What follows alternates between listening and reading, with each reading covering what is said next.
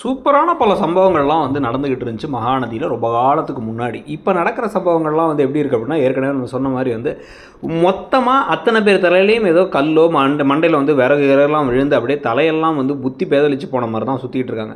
இப்போ விஜய் எதுக்காக திருப்பி திருப்பி இங்கே வராரு அப்படின்னா, குமரனே ஒரு முடிவு எடுத்துக்கிறாரு. என்ன அப்படின்னா வந்து பிரச்சனை பண்ணாமல் போயிடுன்னு காவேரிகிட்ட சொல்கிறது தான். காவேரி தான் பெட்டியை தூக்கிட்டு போகிறாங்க, அவங்க என்ன பிரச்சனை பண்ண போகிறாங்கன்னு ஒரு போய் நிற்க போகிறாரு.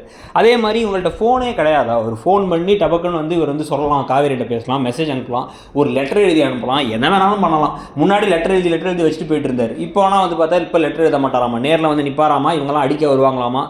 நிவின் வந்து முன்னாடி நான் கூட நம்பிட்டேன் அவன் நல்லவன்னு சொல்லுவாராமா. இந்த கொடுமையெல்லாம் இன்னும் எத்தனை காலத்துக்கு பார்க்குறதுங்கிறதும் புரியல, கதை போகிற போக்கும் நமக்கு புரியல. ஆனால் இந்த காதல் தான் அப்படி போகுது. சரி பரவாயில்ல விடுங்க, நம்ம காதலுக்கு நம்மளுடைய பார்ட்னருக்கு பிடிச்ச ப்ராடக்ட்ஸ் எல்லாம் வாங்குறதுக்கு ஃப்ளிப்கார்ட் அண்ட் மிந்த்ராவில் சூப்பரான பல ஆஃபர்ஸ் போயிட்டு இருக்கு. கீழே இருக்க ஷாப்பிங் ஐக்கானை கிளிக் பண்ணியோ டிஸ்கிரிப்ஷன்லையோ பார்த்து பர்ச்சேஸ் பண்ணிக்கோங்க.